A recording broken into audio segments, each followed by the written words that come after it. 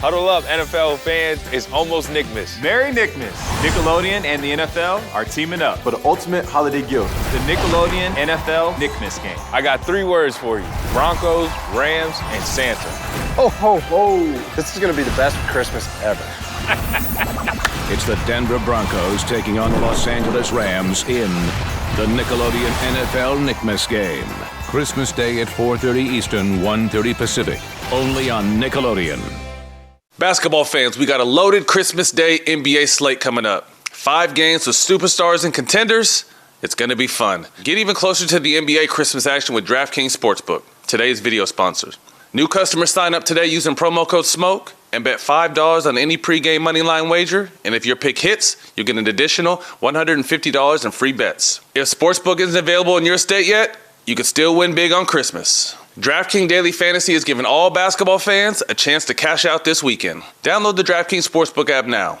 New customers use the promo code SMOKE, bet $5 on any pregame moneyline wager, and get $150 in free bets if your bet wins. That's promo code SMOKE, only at DraftKings Sportsbook, an official betting partner of the NBA.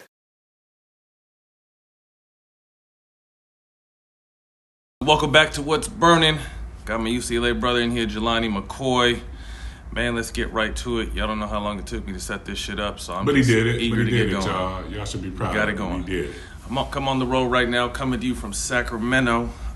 Kings just lost to a tough Hornets team, man. I was telling you guys last night in the group chat, I saw LaMelo play live for the first time.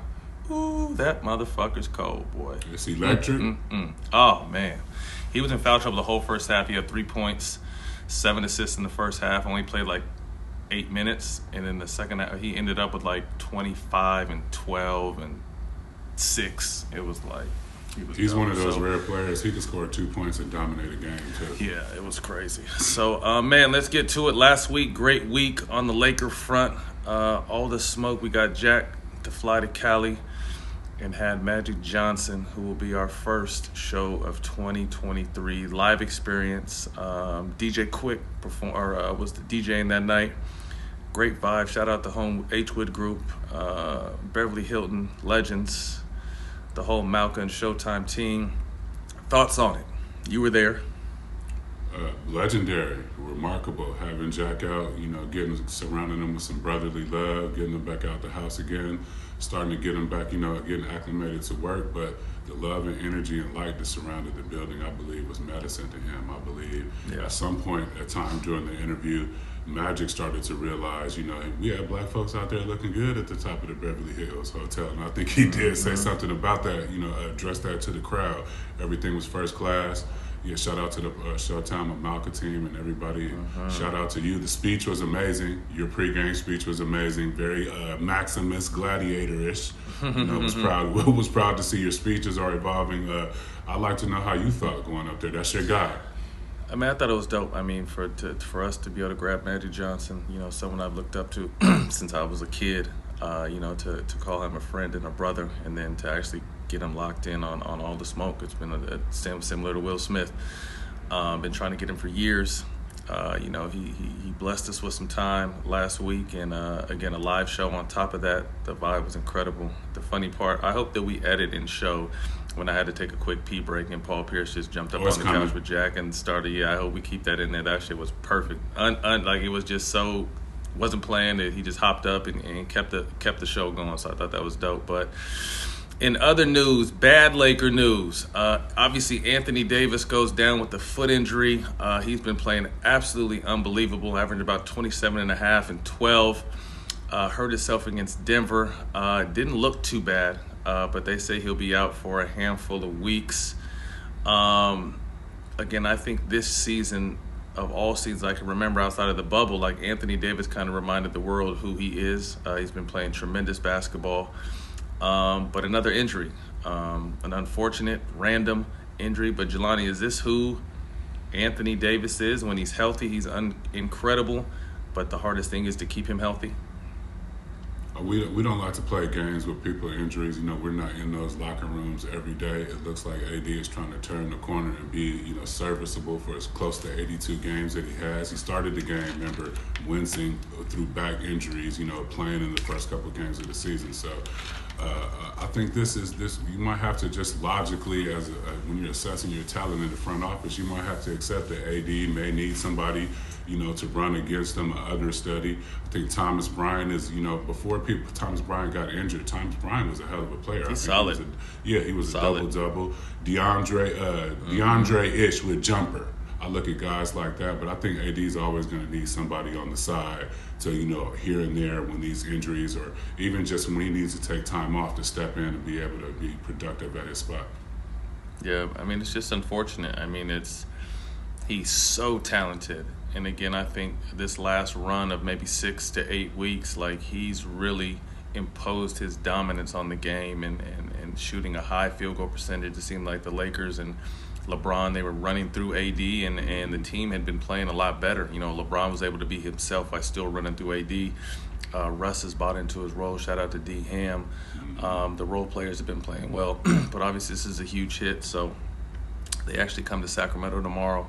So I'll be calling that game. So it'll be interesting to see what kind of energy this team has, knowing that, their go-to guy is going to be down for about a month. They should be used to it, unfortunately. Yeah. Next up, something weird, man, and I hate it because it's coming from former players. I'll start with my brother Eddie House, how he was disrespectful to the Orlando Magic when they played a home-and-home with the Celtics. The Magic beat him the first time in Boston. Eddie said some low-key disrespectful shit, and then, with this new schedule, it was a home-and-home, so Orlando got him the next time they played, the day after, 2 days after, in Boston, and some of the Orlando players trolled him with the Rafer Austin slap during the playoffs when Rafer slapped Eddie, and Eddie got into the back and forth and told him to win one of these and holler. But again, Eddie House being my brother, I just don't like that kind of, I don't feel like why do we feel like we have to disrespect this generation of players? Again, our job as former players is tough because we have to be critical, and sometimes, for me, I'm critiquing former teammates or whatever it is, but I feel like you can still be critical without disrespecting. And then this bum-ass motherfucker Wally Zerbiak is just completely disrespecting. Yeah, exactly. Tyrese Halliburton, who's leading the league in assists, calling him a fake all-star and fake this and fake that. I'm just like why? What's the point of that? What do you get out of that? These people are on these, and I'm on a regional network. I'm out here in SAC doing NBC Bay Area, but it's just I don't see why former players feel like it's their spot, or that does it make them feel better to disrespect these guys? To me, this shit is super weak. I don't like it. What do you think?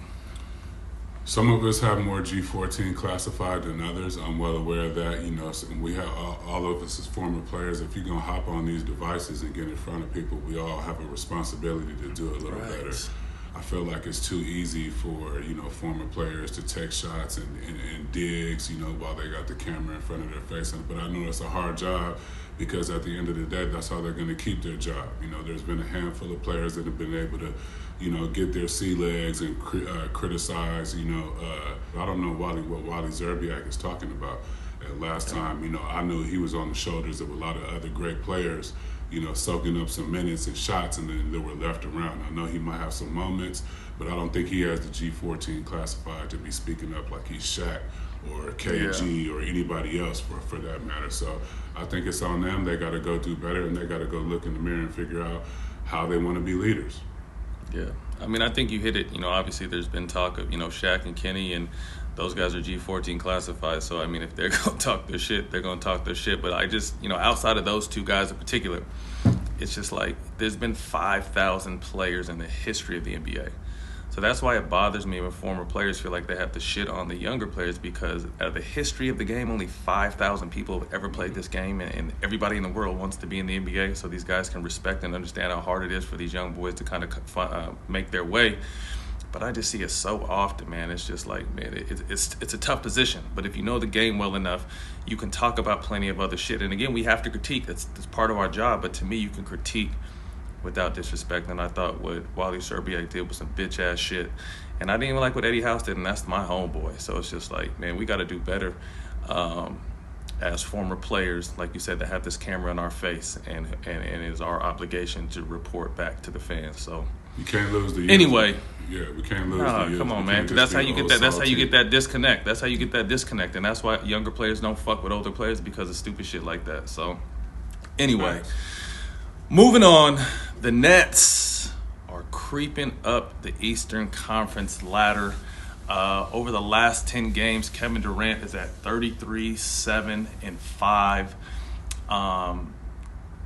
I've always said, and we haven't really got a chance to see this line with this whole team since they've been to Brooklyn. There's always been so much outside noise. KD was hurt when he first came. Then they're able to get James, and then Kyrie kind of goes on his hiatus, and his not vaccinated, and then all the stuff that was going on this year. And it seems like all this stuff is behind them. And when these two guys in particular, Kevin and Kyrie, just get a chance to play straight basketball, there's not too many people in the history of the game that are better than these two guys. So it's beautiful to see that, Jacques Vaughn has these guys heading in the right direction. 3.5 back from the number 1 seed, and, that they were terrible, just not too long ago. So what are your thoughts on the Nets kind of climbing the ladder now that the outside noise is silenced and basketball is to the forefront? I think we hinted to this a couple of WBs ago on my feelings about how Jacques Vaughn might have been that guy for this team, and it seems like he is. He's been able to keep this team close together and just hoop and, ignore the outside nonsense that's going on, but whether it's, ownership or, media. It seems like KD has G14 classified, so it seems like his comment might have put fire in some people's ass, including himself. And Kyrie. So we talk about, the Nets for a reason, because at the end of the day, I think we said if they ever get this shit together, don't nobody want to see the Nets in the East except for a handful of teams, and that could flip-flop with injuries and, the NBA, the storylines are just awesome. Health is going to play a big part, and it seems like they're getting a couple pieces back and staying healthy. And I think they're going to I think the Nets are going to be just fine. Yeah, it'll be interesting to me. You see that they're looking to actively trade Joe Harris, but they got him back. They got Curry back. TJ Warren, someone who's very underrated, who I like a lot, got him back in the mix. So it'll be interesting to see if they make any moves before the All-Star break. But, anytime you have Kyrie and KD healthy and just playing basketball, it's a hell of a two-man game, man. So wish them the best of luck and happy for them just to be able to play basketball. Right. Breaking news here on What's Burning. The Phoenix Suns have been sold to a gentleman named Matt Ishbia. Excuse me if I mispronounce his last name. Michigan State grad. If I'm not mistaken, I think he was a walk-on basketball player there who's in the mortgage space now. But the Suns have been sold. I think it's good. The Robert Sarver situation, to me, he didn't get enough heat because so much shit came right after him, the Ime Udoka stuff and then the Kyrie stuff, so no one really got to focus on what kind of piece of shit Robert Sarver is, but glad that this transaction has happened for the sake of the NBA. Again, there's no room for racism or sexism or just being a bad fucking person. Yeah, isms, and that's what Robert Sarver was, so congratulations, gone. Congratulations, the Suns have been sold to a guy with some morals and integrity, and I hope he continues to help this team climb the ladder. Phoenix is a great city, great fan base, so I wish CP and Book and those guys the best. Now back to your regularly scheduled program. Donovan Mitchell, Eastern Conference Player of the Week, 4 straight wins, best home record in the best home record in the NBA. 3rd in the East currently. Lon, is this a legitimate contender, you feel like, in the Eastern Conference, or let alone the league? I do. I think I'm going to start rolling with Cleveland right now. Donovan Mitchell seems to, there's the articles or the links to, what his time has been like in Utah and how he's feeling a little bit more comfortable in Cleveland. And I can imagine why, but I like this team. There's youth, there's experience, there's championship experience. They got an excellent coach. They got some pieces they can move around. They have length, they have speed, they have shooting, they have defense. I think they're the top defensive team in the league. So I think they're holding down the number 1 record at home and the number 1 record on defense for a reason. That's because they're pretty they might be pretty good, you know. So I'm happy for these young dudes. You know, I hope they continue to stay healthy. Like we all know, that's a big part of it. Happy for Donovan. And I think they're going to remain up there, you know, top 3, top 4 store spots in the East. And nobody might not be there to call their bluff at the end of the day. Sometimes that's what this shit comes down to. You can get, you know what I mean, galvanized and going on a good road when it's 7 out of 10 games every 10, 6 out of 4. You know, if you looking up, you still in that top 3 spot. You produced some winning habits for, you know, the 2023 season. Every season is different, so I like this Cleveland team, and I'm going to start rolling with them. Plus, they had Swish over there. You know, they hosted Swish in his Cleveland weekend from the Browns to, you know, courtside at the Cavalier game. So I'm happy that they, you know, acknowledge one of their former players, and I think I'm going to start rolling with the Cavaliers. Yeah, definitely. Shout out Junior. I like this team. Again, young team, young coach, playing the right way. This Eastern Conference is just a motherfucker, though, man. The Celtics, the Bucks. I think this is a second-round team, and like you said, if no one calls their bluff, I could see them making the Eastern Conference Finals. I don't know if they're ready to represent the Eastern Conference in the Finals, but I definitely think this team is headed the right way for all the reasons you said. I really like this team. You touched on the Donovan Mitchell situation. I didn't get a chance to read the article that Marcus Spears just did an interview with him, but it caught my eye instantly because he was talking about kind of the energy in Utah. And Jack and I have been talking about this shit since 07, the 07 season, when we said there's just racism. And he talked about being pulled over and how he was getting harassed until he showed his ID and who he was. And it made him think, like, what about the other black people here, you know, that don't have my position in power? Like, how are they treated? And how people can cheer for him 1 second, and then the next second, just the negative racial tension energy. And he spoke to obviously playing in Cleveland, where he sees more people that look like him, and he feels that a lot more comfortable. And it was crazy because obviously I didn't know this interview was coming, but when Cleveland came to Sacramento, I went down on the court and talked to him, and I'm just like, man, I'm having a great season. Like, what's changed? He's like, bro, I'm happy. I'm like, damn, that's all it takes is to be happy. And obviously hearing the backstory now, and it's crazy because how do you treat your franchise player? I mean, it just shows how much hate is really out there, and the fact that, and like I said, I haven't read the article yet. I look forward to reading the article. You know, Marcus Spears is a friend of the program, great guy. So looking forward to reading the article. But again, just the kind of the cliff notes I read on it, it just made me shake my head because, you know, this is something that's been pointed out. People want to continue to deny it, but there's just a lot of bullshit that goes on out there in Utah, and I'm glad. It sounds like he respectfully kind of explained it. It kind of makes you think, what was Karl Malone going through out there? Man. What was they doing to Karl? It's because Karl was 6'9", 270. They didn't want no smoke. You know what I mean? It's, you know, Karl really has never spoken up about these issues. John Stockton, it's Thurl Bailey. It's been a lot of brothers that played over there with the Jazz that are very not so as outspoken as we like to hear. I'd like to hear like how they were treated during their times. You know, are you pulling Karl Malone over? Is it the youth movement of the, you know, the hair and the cars and the chains, you know, that irritates? Is it because Karl Malone was riding on motorcycles and driving trucks and shit? That and wearing cowboy hats. I'm just saying, you know what I mean? I like that. I can imagine why he's happy back being in the 1999 in Cleveland, as opposed to, you know, stuck up there at Salt Lake. So I'm happy he's happy, and you know what happens when you happy, you ball out. Yeah.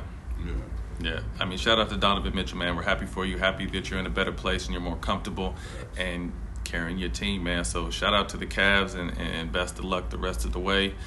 Next up, Money Talks presented to you by Moneyline, the only money app you'll ever need.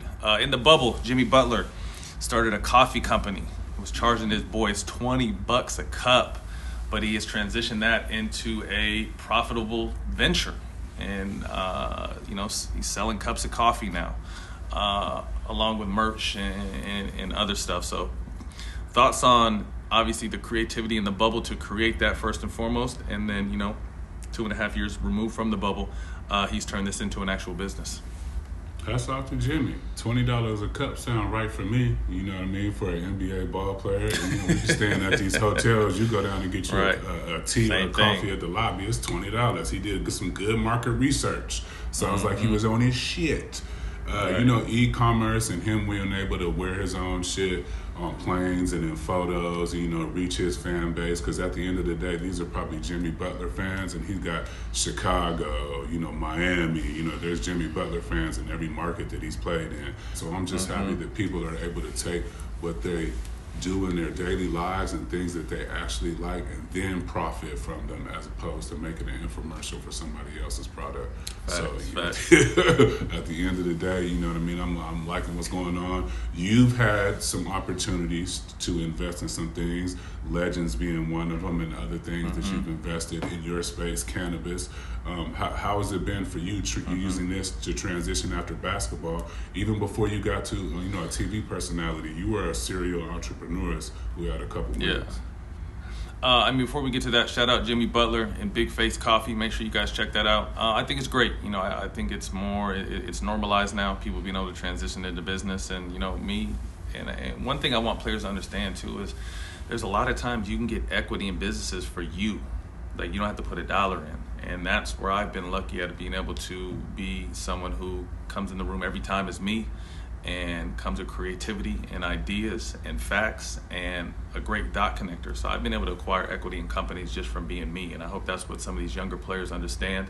Sometimes there are times you need to invest to, you know, to help, you know, pull that, and I've done that with a few companies, but I just think it's a great time. You know, obviously financial literacy is something cool now. It never used to be talked about in the locker rooms when we were coming up. You know, we talked about women, cars, jewelry, houses. Yeah, we never talked about, you know, investing and that kind of shit. So I think it's dope that this is a normalized conversation now, and hopefully it'll help athletes, you know, not make the mistakes that athletes in the past. Since we're talking about brands, shout out the homies from Eastside Golf. You know what it is, man. These two brothers out here, man, they just signed a brand deal with Jordan. So I'd love to see these two young entrepreneurs, man, doing their thing. If you guys see this, I need some more gear. I seen you guys sending people Jordan. Yeah, he gonna need golf some more, shoes. because he gonna need it. Like, I'm hitting the links. Yeah, I mean, I gotta gotta watch out with these motherfuckers around. Yeah, I'm hitting the links as soon as I get off this set. So, man, shout out to Eastside folks. I would have had my black sweatshirt on underneath to match it, but it's too hot in my hotel room. But shout out to the homies at Eastside Golf, man. Y'all keep doing your thing. And everybody getting it. And that's a wrap for Money Talks, presented to you by Moneyline, the only money app you'll ever need. Next up, legendary moments brought to you by our newest sponsor, NBA Top Shot. Jelani, this is really taken off. I think it's super dope. Our friends at Top Shot are having started their 12 days of Hoopmas. So make sure you go check that out.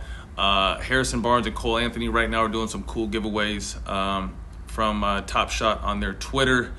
Memorable moments. If I can have a memorable moment as a Top Shot, I think it would probably be when Chris Paul threw the lob to DeAndre Jordan and Brandon Knight for some reason jumped. One of the most disrespectful alley-oops in the history of basketball.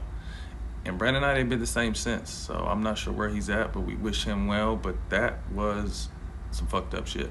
Anything come to mind for you? In the same vein, I'm going to say, what is that, LeBron over JT? Ooh, the lob from, yeah, That's tough. Let me see that, yeah. Go on and mint that up for me and put that in a digital collection, because that was just wrong. I felt bad for tough. JT. Yeah, but at the same time, you got to have, sometimes you in there and you can't get out. Dudes is too big and strong and fast. You know what I mean? At the end of the day, once you leave that floor, you don't have that in the air turn or the glide by, you know, but at the same time, I forgot who that was, but he set that shit up perfectly for LeBron or JT. But I think I would have to go with that moment. That was tough. Well, holiday packs are on sale, some of which are included rare, legendary, and highly coveted rookie collectibles like Paulo Banchero's first ever Top Shot moment, his monster dunk from his very first game. Guys, ladies, gentlemen, whoever's watching this, what is the Top Shot moment you want? Find it and go get yourself a Top Shot, man. Again, shout out to NBA Top Shot for jumping on board with the All the Smoke and What's Burning family. We appreciate you guys and looking forward to working with you guys. NBA Top Shot is giving away $100,000 in prizes during their holiday campaign. Sign up at NBATopShot.com today to learn how to win. On the radar, presented to you by DraftKings, the New York Knicks. 7 straight wins. I love to see it. Basketball is better when New York is relevant. DraftKings has them at the over-under. Over 42.5 wins is minus 115. Under 42.5 wins is minus 105. With their streak of late, Jelani, you see them over 42.5 or under? The message is coming to me. These are the Knickerbockers. They're playing very well, but some disaster could happen. But I'm gonna say we know the young homie Jalen Brunson. We've been down with him for a minute. I'm gonna go over, man. I know that, like you said, basketball is better when New York is doing its thing. We need our Knickerbockers, you know, back in the light, back over there on the East. I'm gonna say over, Matt. I'm gonna say over. I'm gonna be positive to close. Yeah, I'm about to say I'm gonna keep that positivity train running too. I love what Jalen Brunson has just brought to that team. You know, just a blue collar grinder, and I think his mentality fit perfect with Coach Thibodeau and Randall and the way these guys are playing, man. So hats off to the Knicks. Happy to see them finding their groove a little bit, and again, we hope this continues. Bravo, New York. Fan questions. It's the end of the year, man. It's been a hell of a year. Looking back, obviously looking forward to getting Jack back in the mix. Delon, you've done a great job stepping in and filling in his shoes. Obviously, we'll be adding Rachel to the mix come 2023. I don't know if I'm supposed to let that cat out the bag, but Rachel will be joining. Yeah, What's Burning. So definitely looking forward to that. But man, we're gonna end the year right here. So at Jamaican Prince 03, favorite Christmas gift you've given or received?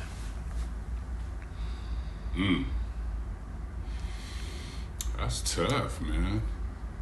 You know what? It's whatever my kids give me. It's the random cup holders. I got a couple of coffee mugs, you know what I mean? And I only use those when I drink coffee, or, you know, whatever they make me. Those tend to be my favorite gifts out of the Christmas ornament, the little way they wrap it. I've seen a lot of dope Christmas gifts over the year. I've lived a pretty charmed life. We both can say that, but I would have to say whatever comes from my kids usually ends up being my favorite gifts. Yeah, the sentimental gifts.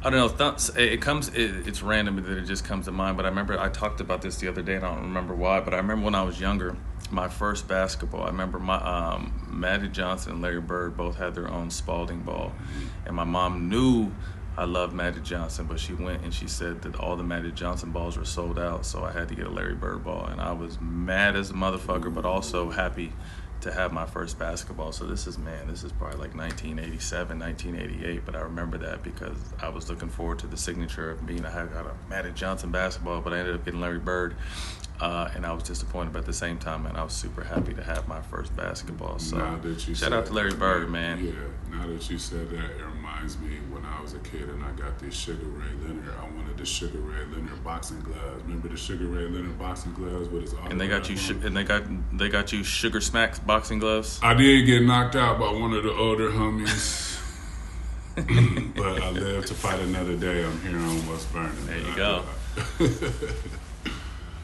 There you go. We got a friend of the program in the building. This dude's getting entirely too much love too early, man. I don't know how this is happening. At Geno-matic, at the moment, who do you think is the top player in the NBA? That's a good question, Geno. Such a Geno question too.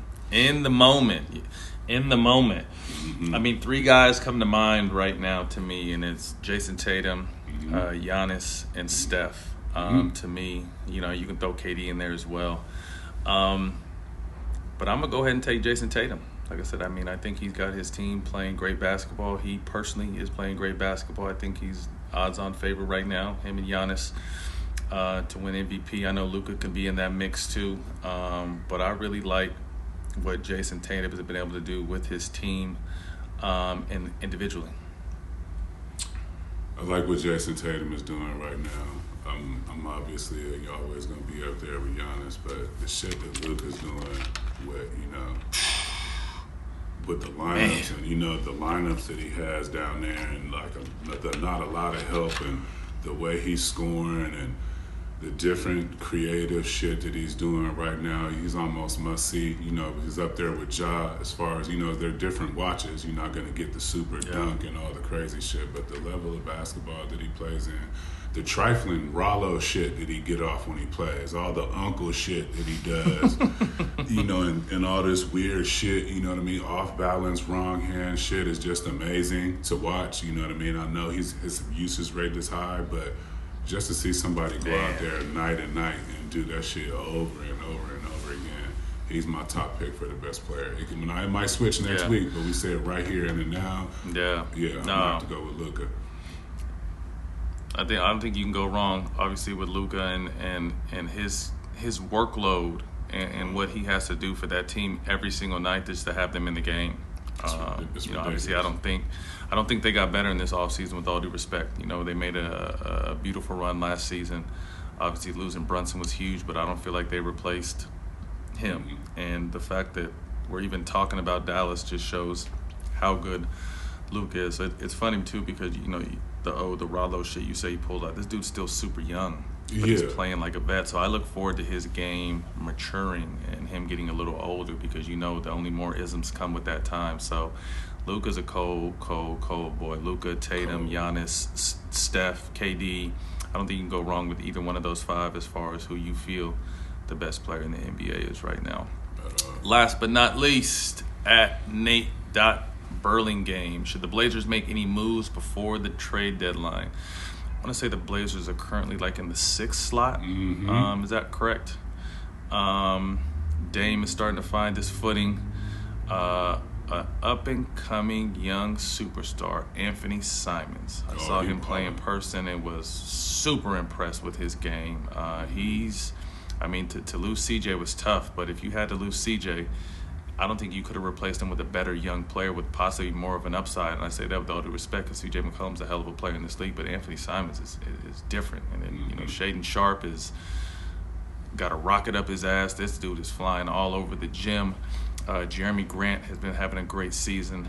But I feel like they need one more piece, with the guys I named. And, Nurkic is over there, but I feel like they need one more piece. I don't really watch them enough to know what it is, but I feel like they're a piece away, and I'm not sure what it is. But, obviously the guys I just named are all playing their hearts out. And again, I love to see, obviously, for Dame's commitment. I just want to see Dame win. So what are your thoughts with them? What's dope is all the players that Chauncey talked about this summer in the offseason that he was looking forward to seeing during this upcoming season. All doing their thing. They're all doing their thing. You know what I mean? So hats off to Chauncey for, having the foresight and, putting the confidence in the young players to let them know, hey, I'm about to let you rock. And it seems like, they're up to the responsibility. I don't watch them enough, same way as you, but I know they might, they could use another piece, but we're not on the just get a piece just to get a piece thing. Right. Nowadays it has to be the right piece. But, shout out to Chauncey. They got new ownership over there too, right? The Blazers look like they're about to do. They're about ready to do their thing. So I'm just happy that, like I said, Dame gets to get back and and mention and not be playing well below 500 and in the toilet.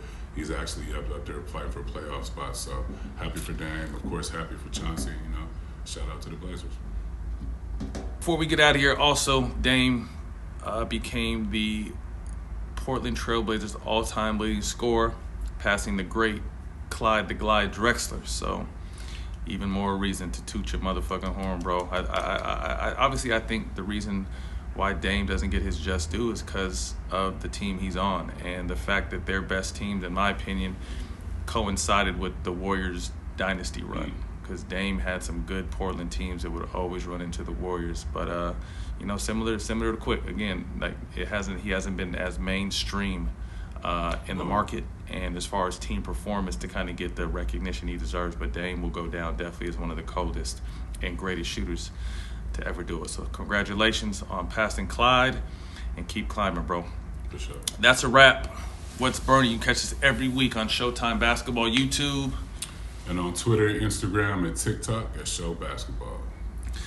Happy holidays, and we'll see you guys next year.